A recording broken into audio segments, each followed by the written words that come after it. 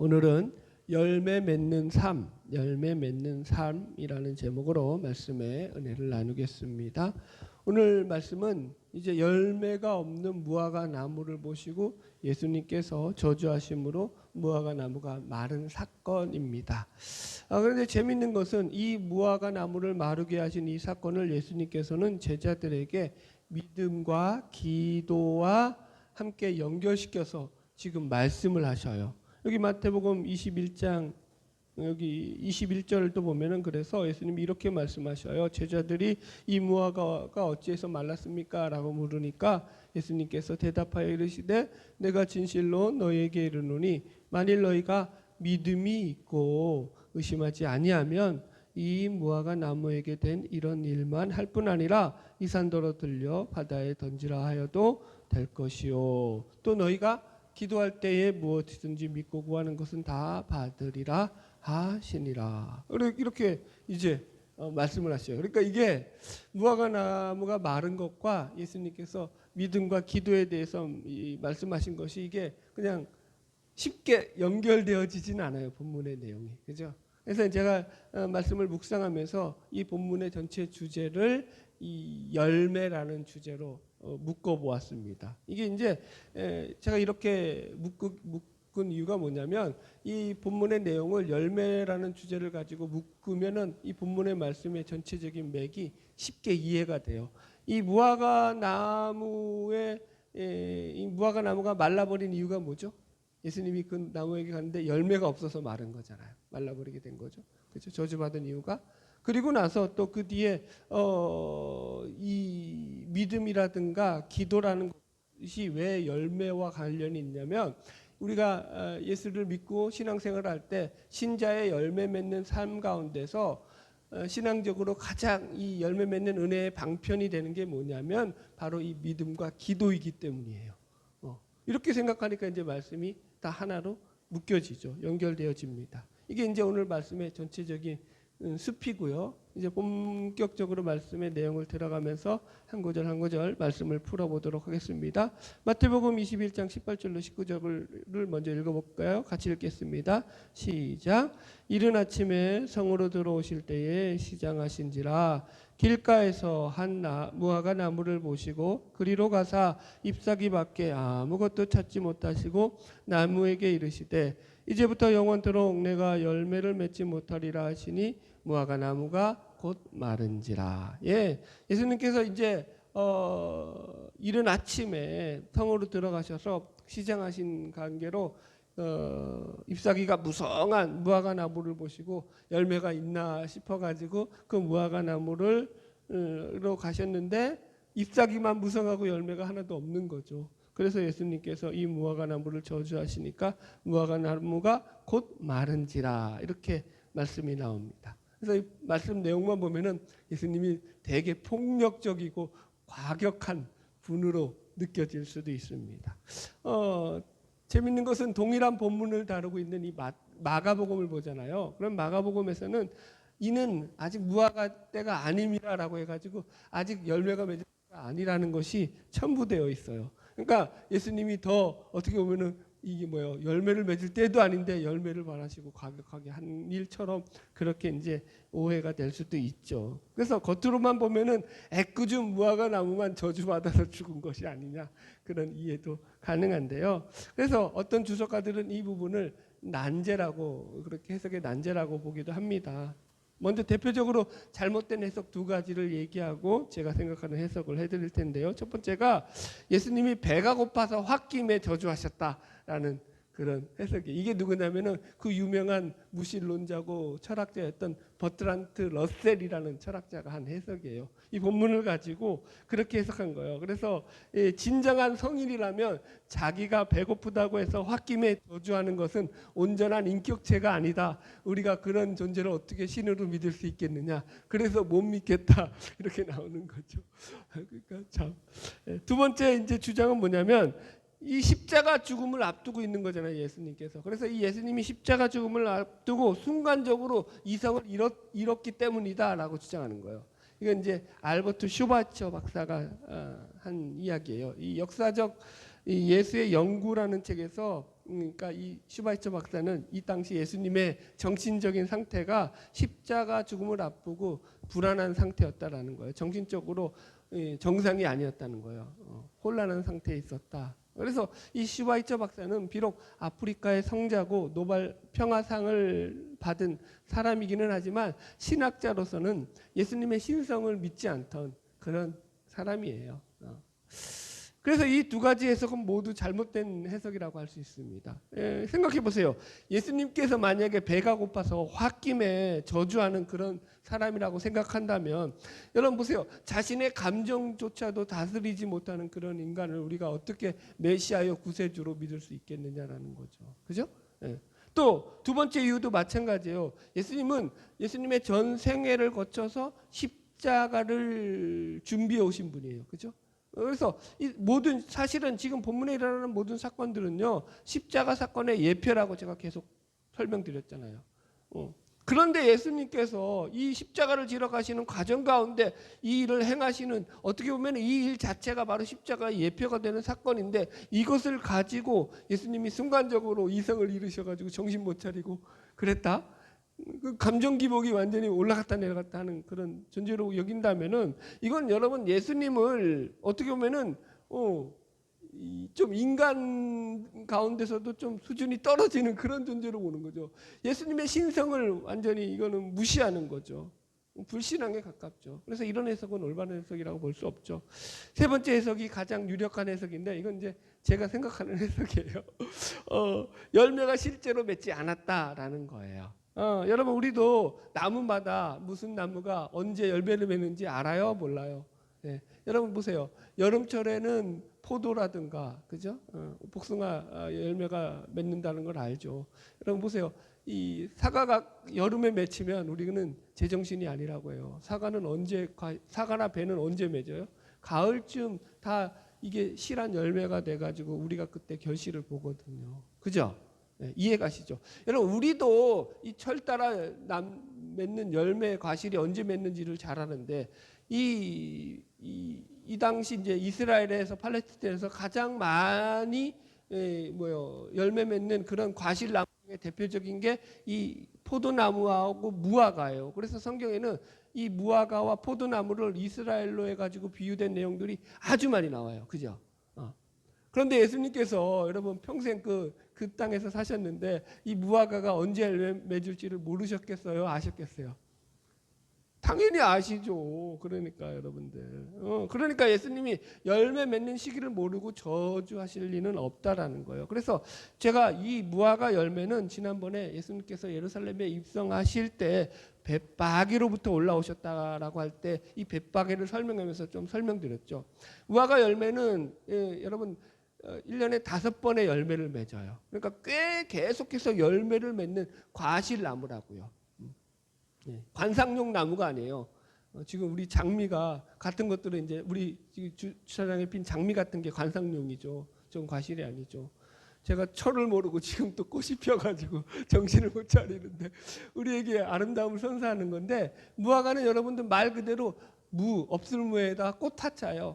꽃이 없는 나무거든요. 그러니까 과실나무예요. 그 자체로 1년에 5번이나 열매를 맺는. 그러니까 이 관상용 나무가 아니라고요. 그래서 제일 처음 열매를 맺는 게 파게라고 했죠. 그게 이제 6월절 이 시기쯤 돼서 맺는 열매예요. 그리고 이제 여름철부터 이제 본격적으로 맺는 열매가 티에나라고 해서 그 과실 열매는 튼실하고 당도도 있고 상품 가치가 있는데 이 파게는 상품 가치가 없다라고 했어요. 그래서 일반 그냥 그 나그네들이라든가 가난한 자들이 그냥 따먹게 주인들이 냅둔다고 했죠. 네. 기억나시죠? 그래서 예수님께서 지금은 이 무화과 나무에게 6월절 이 시기에 이 파게라는 열매가 맺을 것을 기대하고 찾아가신 거죠. 왜요? 잎사귀가 무성하니까. 그죠? 열매도 있겠죠. 찾아갔는데 그런데 실제로 열매가 있었어요? 없었어요? 없었어요. 뭔 사이였는지 모르지만. 그죠? 뭐 벌써 가난한 자들이 다 따먹었을 수도 있고 뭐 여러 가지 가정이 되죠. 하여튼간 열매가 없었다라는 거죠. 그래서 예수님은 이 무성한 잎만 있는 이 나무를 보고 예수님께서 저주를 하셨던 거예요, 여러분들. 그러므로 이 말씀에서 주어지는 신앙적 교훈은 매우 분명합니다. 이렇게 많은 열매를 맺어야 될 이 나무가 열매를 맺지 아니하니까 결국 그 뿌리까지 말라 죽어버리고 말더라라는 거예요. 그래서 여기서 우리가 배울 신앙적인 영적 교훈은 분명하죠. 뭐예요? 열매를 맺어야 된다. 가실나무는 열매를 맺는 나무다. 예. 그래서 우리의 신자된 우리 신자의 신앙의 삶도 분명하죠. 우리의 삶의 목적이 잎이나 꽃을 피우는 것이 목적이 아니라 열매를 맺는 것이 목적이 되어야 한다라는 거예요. 그래서 여러분 열매 맺는 무화과 나무에 대한 이 저주는 그 전날 예수님께서 성전을 정화하신 사건과도 사실은 맥을 같이 하고 있어요. 실제로도 동일한 본문을 다루고 있는 마가복음을 보잖아요. 그 마가복음을 보면은 이 성전 정화 사건이 무화과 나무 저주 사건에 이 샌드위치로 그 중간에 끼어 있어요. 마가복음에는 예수님께서 먼저 무화과 나무를 저주하시고 그 다음에 성전 정화하신 다음에 그 다음 날 아침에 나와 봤을 때 이 무화과 나무가 말라 있는 걸로 나와요. 이해하셨죠? 그러니까 본문 마태복음하고 조금 틀려요. 여튼간에 그래서 이게 뭘 말하냐면은 이 두 사건이 서로 떨어진 사건이 아니라 서로 밀접하게 연결되어 있다라는 거예요. 뭘로 연결되어 있어요? 성전이라든가 무화과 나무가 상징하는 그 상징성을 가지고 연결되어 있죠. 그래서 여러분 제가 여러 번 말씀드렸죠. 성전이 여러 가지 의미가 있다고 상징적으로. 그죠? 무화과 나무도 똑같아요. 성전하고 똑같아요. 그래서 이것을 1차적으로 앞으로 십자가에 달려 죽으실 예수님으로도 상징되고요. 또 이스라엘을 상징하기도 하고요. 또 오늘날로 보자면 교회를 상징하기도 하고요. 마지막으로는 하나님을 믿는 우리 신자 자신들을 상징하는 것이 이 성전이고 무화과 나무라고 볼 수 있습니다. 그리고 제가 이번 강의에서는 이 성전이나 무화과 나무를 뭘로 보기로 했냐면 우리 예수님을 믿고 있는 우리 신자들 자신이라고 설명을 드렸어요. 그죠? 자, 그렇게 되면은 이제 본문의 말씀이 좀 이어질 수 있는 거예요. 보세요. 열매 없는 신자가 가능하려면 여기에는 두 가지밖에 없어요. 신자인데 열매가 없다. 하나는 이거예요. 신앙이 아직 어린 신자. 아직 잎사귀가 무성하지 않는 거죠. 다 자라지 않아서 열매가 없는 거예요. 그럼 교회는 얼마든지 그럴 수 있죠, 여러분들. 여러분들이 열매 없다고 실망하지 마세요. 얼마든지 믿음이 어리면 열매가 없을 수 있어요. 근데 이제 오늘 본문에서는 뭐 거기에 해당되지 않죠. 왜냐하면 잎사귀가 무성했다는 거예요. 다 자란 무화과 나무라는 거예요. 그렇죠? 그러니까 이게 어린 신자는 아닌 거죠. 두 번째가 그럼 뭐냐면 이 거짓된 신자예요. 거짓된 신자. 그래서 지금 본문에서 열매 없는 신자라는 것은 겉으로는 믿는 것 같은데 속으로는 믿지 않고 있는 거짓된 신자를 가리키는 말씀으로도 해석할 수 있죠. 여러분 구약 성경을 보면은 이 처음 익은 열매가 뭐라고 했어요? 무화과 열매가 파괴라고 했죠. 이 파괴라는 열매가 이스라엘 백성의 믿음 없음과 패역함을 상징하는 표현으로서 아주 자주 등장을 해요. 제가 대표적인 성경 두 구절만 읽어드릴게요. 미가서 7장 1절이에요. 내 마음에 사모하는 처음 익은 무화과가 없도다. 내 마음에 사모하는 처음 익은 무화과가 없도다. 그러니까 미가 선지자는요 유다 말기에 예언한 선지자로서 이제 온 이스라엘 가운데 의인이 없음으로 말미암아 하나님의 심판을 기다리고 있는 이스라엘의 이 절망적인 상황을 갖다가 예언하는데 그걸 어떻게 예언했다고요? 처음 익은 무화과가 없다. 첫 열매가 없다. 파괴가 없다. 이렇게 얘기했다고요. 하나 더 볼게요. 호세아서 9장 10절이에요. 옛적에 내가 이스라엘을 만나기를 광야에서 포도를 만난 같이 하였으니 너희 조상 보기를 무화과 나무에서 처음 맺힌 첫 열매를 봄같이 하였거늘. 그러니까 이 광야에서 처음 이스라엘 백성들 하나님께서 애굽에서 건져내실 때 그 조상들을 볼 때는 어떻게 봤다고요? 무화과 나무에서 처음 맺힌 첫 열매 보듯이 그들을 보았다고요. 그러나 그들이 바알불에 가서 부끄러운 우상에게 몸을 들임으로 저희가 사랑하는 우상같이 가증하여 줬도다. 이게 이제 호세아 선지자의 예언이에요. 호세아 선지자는 독특하게도 북이스라엘의 이 여로보암 때 예언했던 그런 선지자거든요. 그래서 하나님께서 그들을 어떻게 봤다고요? 무화과 나무의 첫 열매 같이 파괴같이. 하나님이 그걸 갖다 형편없이 보았다는 게 아니라 아주 귀중히 보았다고요. 소중히 보았다고요. 그럼에도 불구하고 그들이 우상을 섬김으로 말미암아서 그죠? 하나님 앞에서 가증한 자들이 되었고, 그래서 하나님의 심판으로 아수르에게 멸망을 당하게 되었다라는 이야기를 예언하는 거죠. 그래서 여러분, 이 열매가 없다라는 걸 다른 말로 표현하면은 하나님을 믿지 않고 있다, 마음에 하나님이 없다, 이런 표현이 되는 거예요. 그래서 이스라엘의 불신앙을 표현할 때도 이렇게 열매를 맺지 못한다, 열매가 없다라는 것으로 표현한다. 그래서 지금 강도의 소굴이 되었던 성전을 예수님께서 뒤집어 엎으셨던 것처럼 지금 여기서도 열매 없는 무화과 나무를 마르게 하시는 거예요. 이게 동일한 거죠. 그죠? 자, 구원 없는 열매는 없다라는 말씀을 드릴게요. 여러분, 성경은요 일관되게 구원 얻은 신자의 특징을 뭐라고 하냐면 열매다라고 얘기해요.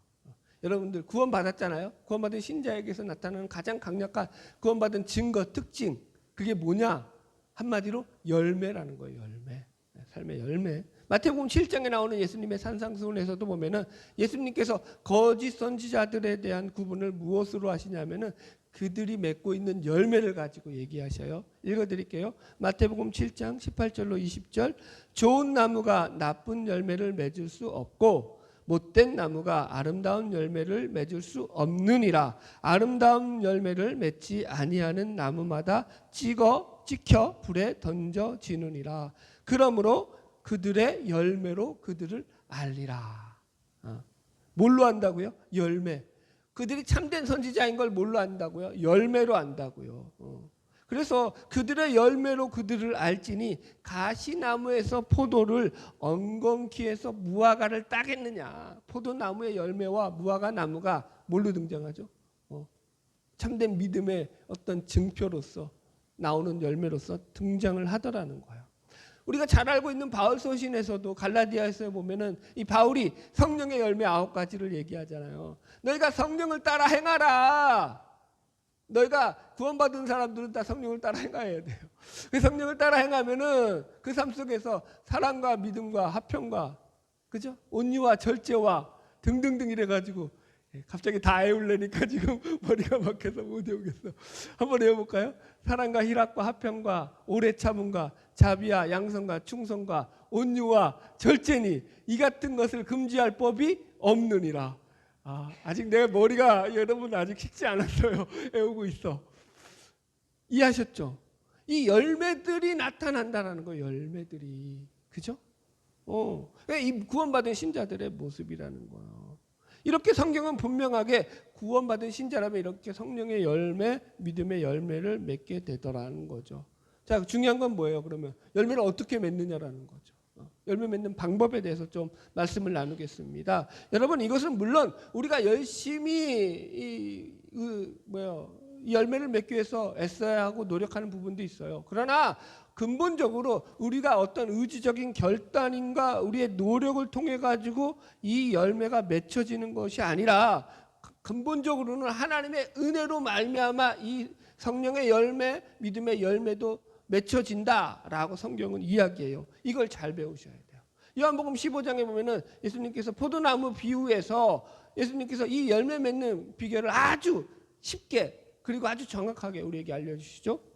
요한복음 15장 1절 이렇게 나와요. 나는 참 포도나무요 아버지는 농부라.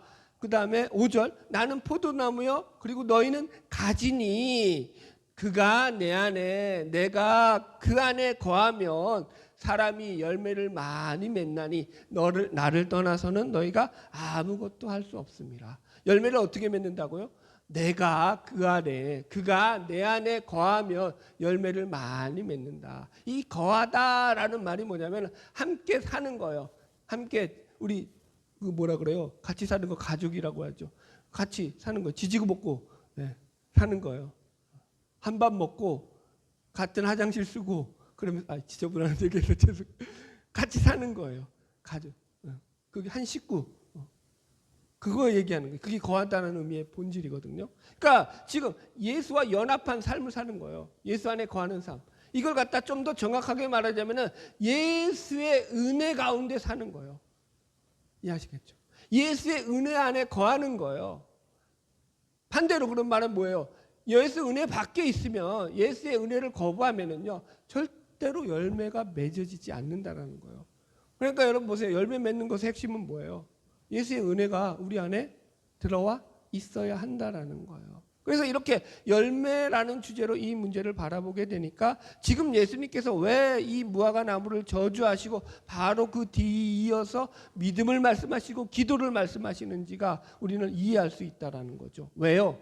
여러분, 열매는요, 이 믿음과 기도라는 대표적인 은혜의 수단으로 말미암아 맺어지게 되기 때문인 거예요. 따라오나 몰라. 지금 여러분들 잘 때 정신 여러분 바짝 차려야 돼요.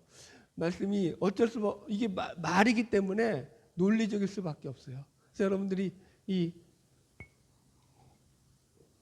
말씀을 듣다가 잠깐 딴 생각하잖아요. 아, 내가 지금 가스불 끄고 왔나? 내가 지금 내가 이거 장독대를 내가 닫고 왔나?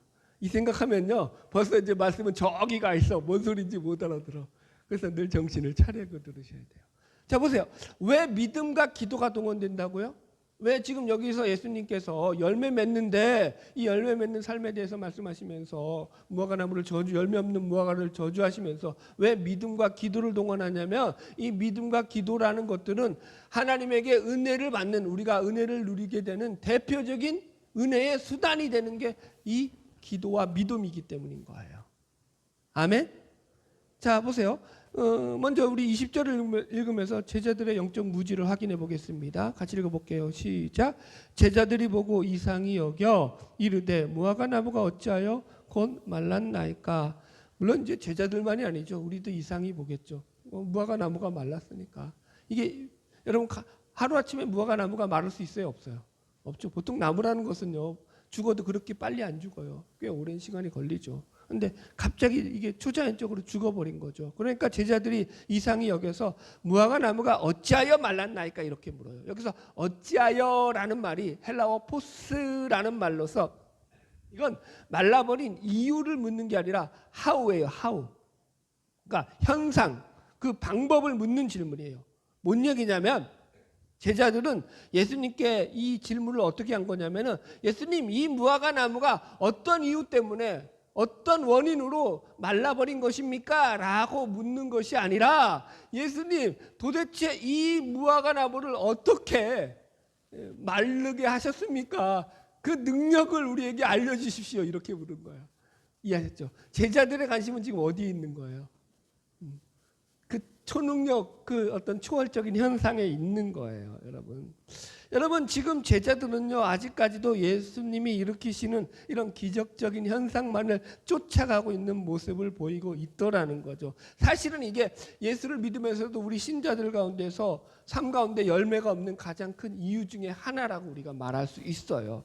여러분, 우리가 예수를 믿는데 잘못 믿는 신앙 가운데 하나가 뭐냐면, 그 대표적으로 우리가 쫓아가는 게 어떤 우리 삶 속에서 초월이나 기적을 쫓아간다는 거예요.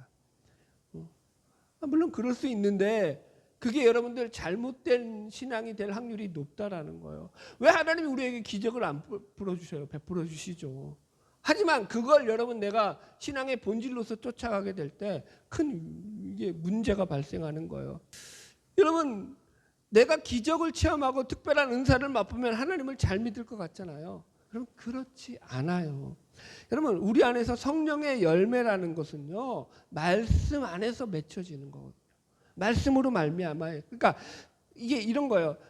이 로마서 10장 10절에서도 그죠? 사람이 마음으로 믿어 의에 이르고 입으로 시인하여 구원에 이른다. 그죠? 믿음으로 말미암아 구원에 이르는 거예요. 그죠? 그런데 여러분들 보세요. 여기서 중요한 게 뭐냐면 뭘 믿느냐라는 거예요. 뭘 믿는 거예요? 말씀을. 사람이 말씀을 마음으로 믿어. 하나님의 말씀을 내 마음에 믿는 거예요. 아멘? 그리고 입으로 시인하여 구원하는 거예요. 하나님의 말씀을. 아멘? 그래서 여러분들이 내가 이렇게 설명할게요. 여러분들이 삶의 변화가 없다. 혹은 또 내 신앙이 잘하지 않는 것 같다. 내 신앙이 맨날 그냥 지지부지한 것 같다. 여러분, 거기에 대한 가장 첫 번째 해결책이 뭘까요? 첫 번째 해결책은 말씀 듣는 거예요. 말씀을 들으세요. 아무 말씀이나 듣지는 마시고 말씀을 들으셔야 돼요. 말씀에서 믿음이 생기는 거예요, 여러분들. 아멘. 네. 자, 오늘은 이제 열매니까 열매에 초점을 맞춥시다. 그래서 보세요. 열매 맺는 삶의 첫 번째가 믿음이라고 지금 예수님께서 가르치시는 거거든요. 여기 21절 읽어봅시다. 다 같이 시작. 예수께서 대답하여 이르시되 내가 진실로 너희에게 이르노니 만일 너희가 믿음이 있고 의심하지 아니하면 이 무화과 나무에게 된 이런 일만 할 뿐 아니라 이 산더러 들려 바다에 던져지라 하여도 될 것이요. 자, 예수님께서 지금 말씀하신 열매 맺는 삶의 첫 번째 비결 바로 믿음이다라고 말씀하시는 거예요. 이 말씀도 여러분 이게 신앙이라는 것이 단지 우리가 어떻게 뭐라고 할까요? 아까 제자들이 봤던 것처럼 눈에 보이는 어떤 기적이라든가 초월 이런 현상만을 쫓아가서는 진정한 열매를 맺을 수 없다라고 말씀하시는 거예요. 그래서 열매 맺는 그 열매가 되는 것의 뿌리, 근원, 이유, 원인을 알아야 된다. 그런데 그 원인이 뭐라고요? 그 이유가 뭐라고요? 바로 믿음이라는 거예요. 보세요. 지금 예수님께서는 너희가 믿음이 있고 의심하지 아니하면 이 무화과 나무에게 된 이런 일만 할 뿐 아니라 이 산더러 들려 바다에 던져지라 하여도 될 것이다. 그래서 이 말씀도 또 오해하는 사람들은 이걸 겉으로만 보고 이게 무슨 믿음으로 큰 능력과 기적을 행할 수 있다. 물론 행할 수 있죠. 또 고개 끄덕이는 분들이 물론 행할 수 있죠. 행할 수 있는데 이건 여러분 신앙의 현상이라고. 나타나는 현상. 그게 본질이 아니라고요. 신앙의 본질은 뭐라고요? 우리 신자의 모든 신앙의 삶의 모든 문제는 믿음의 문제다라는 얘기예요. 믿음의 문제. 아멘? 네? 믿음으로 말미암아 우리가 모든 열매 맺는 것도 이루어지는 거예요. 여러분 보세요. 이 말씀을 다시 자세히 보시면 만일 너희가 믿음이 있고 의심하지 아니하면이라고 했어요. 그러니까 여기서 보면은 말씀이 되게 재밌는 게 믿음이 있다라는 걸 뭐와 대꾸를 시켰다고요? 의심하지 아니하면으로 대꾸를 시켰어요. 저는 이게 되게 마음에 와닿았어요. 믿음이 있고가 의심이 없고와 대꾸를 시키지 않고 의심하지 아니하면. 그러니까 여러분 믿음이 있다고 해서 의심이 완전히 사라지는 건 아니에요. 우리가 믿음을 가져도 얼마든지 우리 안에 의심이 있을 수 있어요. 의심이 없고가 아니라 의심하지 아니한다. 이렇게 설명을 할게요. 여러분 보세요. 우리가 예수를 믿으면 여러분 우리는 참 우리 가운데서 내가 믿음 때문에 내 마음이 늘 평안하고 담대하고 그죠? 기쁨과 소망만 넘쳐날 것 같은데 신앙의 현실은 그렇지 않죠. 우리 가운데 예수를 믿어도 여전히 의심이 생겨나죠. 그리고 불안과 염려가 우리 가운데 찾아옵니다. 그죠? 여러분 보세요. 참 감사한 것은 예수님께서도 십자가 지시기 전날 밤에 겟세마네 동산에서 기도하시러 올라가실 때 세 제자들을 부르시면서 이렇게 말씀하셔요. 내 마음이 심히 고민하여 죽게 되었으니 너희는 나와 함께 머물러서 나와 함께 깨어 기도하자. 예수님도 지금 그 당시 마음이 심히 괴로우셨다라고 기록하고 있다라는 거예요. 무슨 말인지 이해하시겠죠? 우리가 믿음이 있어도 우리가 육신을 가지고 있는 한 우리의 육신으로 연약한 육신으로 인해서 우리는요 늘 얼마든지 불안 가운데서 의심하며 염려하는 것이 우리 가운데서 완전히 사라지지는 않는다라는 거예요. 그런데 보세요. 믿음이라는 게 뭐라고요? 믿음이 있다라는 게 의심이 없다가 아니라 믿음이라는 것은 의심하지 않는 거야 라고 말하고 있어요. 예수님께서요. 좀 잘 들으세요. 의심하지 않는 거야 라고 말하는 게 뭐냐면 내 삶 속에서 여전히 의심이 남아있음에도 불구하고 의심하는 것에 내 삶을 집중하지 않는 거예요. 불안한 것에 내 삶을 내어 맡기지 않는 거예요. 의심의 생각이 빠져들어서 내 인생의 중심의 생각을 그 의심에 두고 살아가지 않는 거예요. 그게 바로 믿음이 있다라는 거예요. 그러므로 저는 보세요. 제가 믿음은요 다이아몬드와 같다 그랬잖아요. 여러 면으로 빛나는데 오늘 본문에서 이 믿음은 뭐예요? 그러면 의심하지 않는 게 믿음이야. 나의 삶 속에서 여전히 의심 가운데 불안과 두려움이 있음에도 불구하고 내 삶의 주인 되시는 분이 하나님이심을 인정하고 나의 삶의 통치자여 섭리자이심을 우리 하나님이심을 인정하고 내 현실 앞에 놓여있는 이 삶의 길이 여전히 의심이 되고 불안하지만 그럼에도 불구하고 그분을 믿고 의지함으로 말미암아 담대히 나아가는 것, 그게 믿음이다라고 얘기를 한다고요. 아멘. 여러분, 하나님을 신뢰함으로 나아가시기를 축복합니다. 우리의 문제 앞에서 하나님 앞에 엎드리고 하나님께 기도하면서 하나님을 붙잡고 나아가는 자가 되기를 축복합니다. 저는 아들만 넷이에요. 그죠? 네. 그런데 이 아들들이 다 아직 장가도 못 갔어요. 네. 장가 가면 또 좋아질까? 그런 기대 안 해요. 장가 가면 또 새로운 고생이 또 열리겠죠. 어떤 간에 아직 장가도 못 보냈어요. 앞길이 창창하죠. 여러분들. 여러분, 솔직한 심정으로 제 자신의 부족함으로 말미암아서 이 넷을 잘 감당할 수 있을까? 잘 키워낼 수 있을까? 이런 의심과 불안감이 제게 있을까요? 없을까요? 있죠. 부모인데 왜 없어요? 있죠. 있는데 믿음이라는 게 뭐라고요? 내가 여전히 불안함에도 불구하고 하나님께 맡기는 거예요. 하나님을 의지하는 거예요. 하나님을 붙드는 거예요. 내가 하나님을 붙들고 하나님을 의지하고 살 때 하나님이 이 자녀들을 책임져 주실 거야. 이 자녀들의 앞날에도 하나님께서 함께하여 주실 거야. 이 믿음을 붙드는 거, 이 은혜를 붙드는 거, 이게 믿음이라고요. 할렐루야. 예. 자, 열매 맺는 삶 두 번째 기도에 대해서 살핍시다. 22절 같이 읽겠습니다. 시작. 너희가 기도할 때에 무엇이든지 믿고 구하는 것은 다 받으리라 하시니라. 아멘.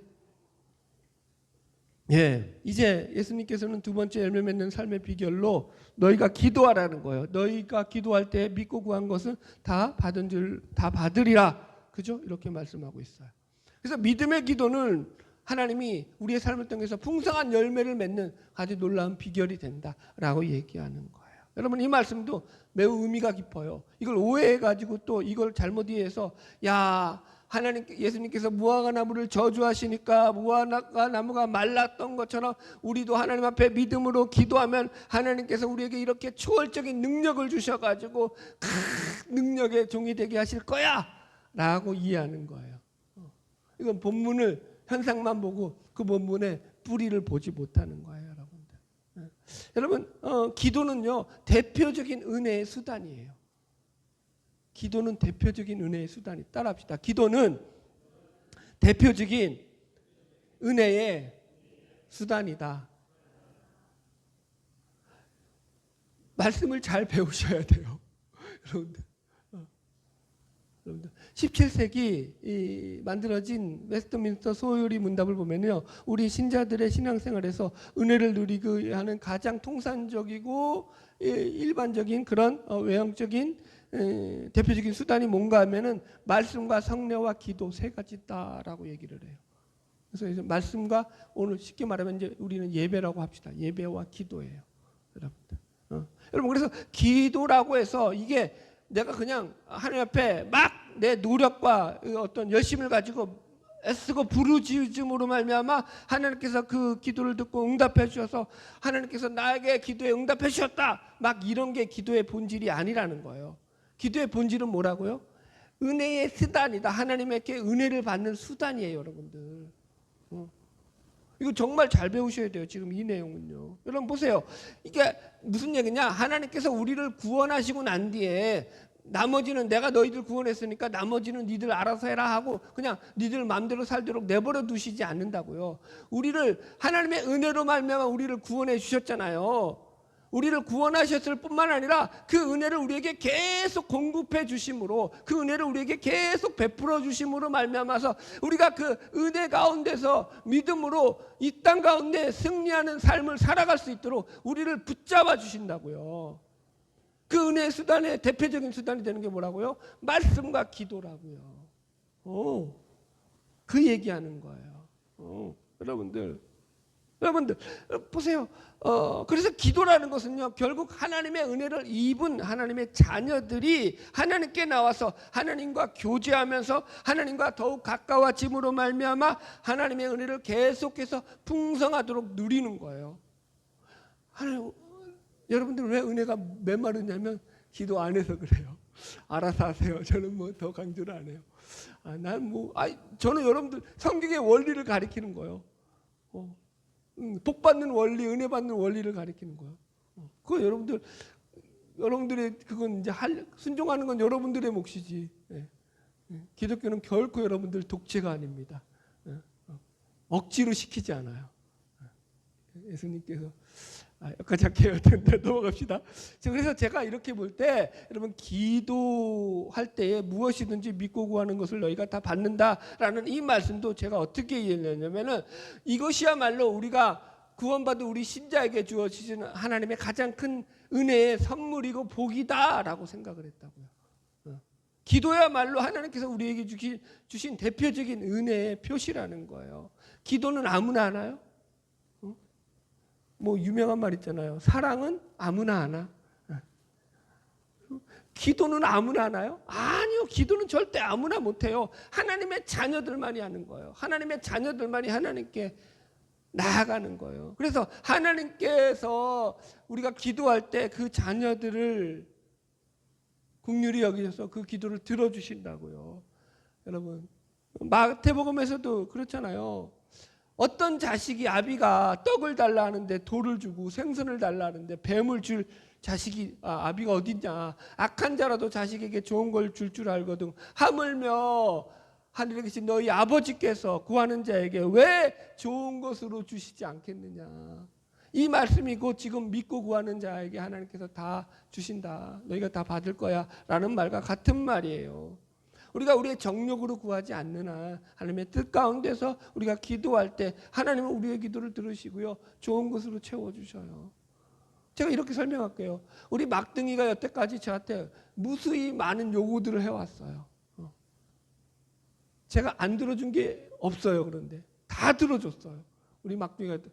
우리 애담아 아빠가 안 들어준 게 있냐 아직? 있으면 지금 얘기해. 들어줄게. 무슨 말인지 이해하시겠어요? 하나님이 그렇다고요. 하나님과 우리의 관계가 그렇다고요. 기도를 통해서 하나님이 우리의 기도를 들어주신다고. 왜 안 들어주셔? 여러분 기다리라. 웨이트. 그것도 응답이라고 했죠. 기다리시고 믿고 기도하세요. 할렐루야. 자, 결론의 말씀입니다. 오늘 열매 맺는 삶에 대해서 배웠습니다. 신자가 어떻게 열매를 맺느냐라는 신앙에서 열매 맺는 그 원리들에 대해서 나눴습니다. 오늘 우리는 열매 없는 무화과 나무를 저주하신 예수님의 모습을 통해서 우리 인생의 목적이 단지 잎사귀나 그죠? 피우고 그죠? 꽃이나 맺는 그런 인생이 아니라는 거예요. 열매를 맺는 인생이 되어야 한다라는 걸 배웠죠. 그래서 이 무화과 나무가 상징하는 대표적인 상징성, 우리 믿는 신자를 가리킨다. 그래서 이 열매라는 것은 구원받는 신자라면 누구든지 그 삶 속에서 맺게 되는 신자의 대표적인 특징이다. 이것이 그렇다고 우리가 열심히 내가 열매 맺어야지 하고 노력하고 애써서 맺는 것이기 이전에 하나님의 은혜를 계속 체험하고 하나님의 은혜가 내 안에 흘러 넘침으로 말미암아서 맺게 되는 열매다. 그래서 그 은혜를 누리는 수단으로서 대표적인 두 가지가 뭐라고요? 믿음과 기도다. 정리되셨으면 아멘. 그래서 여러분들 이런 거예요. 우리가 열매 맺는 삶을 살기 위해서 가장 우리 삶 속에서 해야 될 첫 번째 삶의 자세가 뭐냐면 하나님의 말씀에 순종하는 거예요. 말씀에 순종하는 거예요. 여러분들 말씀을 여러분들이 순종하지 않잖아요. 그럼 은혜가 끊겨요. 은혜가 끊겨요. 뭐 여러분들이 더 잘 아시잖아요. 그거는. 두 번째 기도하는 삶이죠. 기도하는 거예요. 여러분 기도는요. 내가 복 받으려고 막 애쓰는 것 이전에 여러분들 내가 많은 복을 받은 거예요. 받았기 때문에 하는 게 기도인 거예요. 하나님의 선물이고 은혜라고요. 기도하는 것 자체가 선물이라는 거예요. 기도 안 하는 것은 하나님이 주신 선물을 거부하는 거예요. 우리 셋째한테 내가 이번 주에 500만 원 줄게. 학교 가니까 준다고 합시다. 거짓말이야. 이건 얘가 이제 아빠 괜찮아 안 받아라고 거부하는 거야. 그게 뭐라고요? 기도하지 않. 비유가 너무 저렴해서 죄송해요. 근데 이해는 써보죠. 기도를 거부하는 거, 여러분 기도하지 않는 게 마치 이와 같은 거라고요. 기도는 여러분들 알아서 하세요. 뭐 이거 하나님 주시는 복이라는데 그걸 복을 여러분들이 뭐 안 받겠다는데 제가 뭐 어쩔 수는 없죠. 그러나 여러분 그건 기억하셔야 돼요. 내가 그렇게 함으로 말미암아서 내 삶 속에서 하나님의 은혜가 계속 흘러 넘치게 함으로 말미암아 내 삶이 변화되고 내 삶 속에서 아름다운 믿음의 열매들, 신앙의 열매들, 성령의 열매들이 맺혀지게 되는 거예요. 억지로 맺으려고 하지 마세요. 노력하지 말라 이 얘기가 아닌 건 아시죠? 그거 이전에 하나님의 은혜를 내 안에서 흘러넘치게 하는 거예요. 그러므로 여러분 오늘 우리가 말씀을 통해서 기도해야 될 내용이 뭘까요? 하나님의 은혜를 구하는 거죠. 하나님, 내가 주님의 은혜를 구합니다. 내 삶 가운데서 하나님의 은혜가 흘러넘치기를 원합니다. 내가 은혜를 사모합니다. 나의 삶을 통해서 하나님이 더 충만한 은혜를 부어주시옵소서라고 기도하며 나아갈 때 여러분의 삶을 통해서 하나님의 은혜가 계속 흘러넘치고 하나님이 주시는 충만한 믿음의 열매들이 주렁주렁 그 삶 가운데 맺혀지게 되기를 주님의 이름으로 축복합니다. 찬양하겠습니다.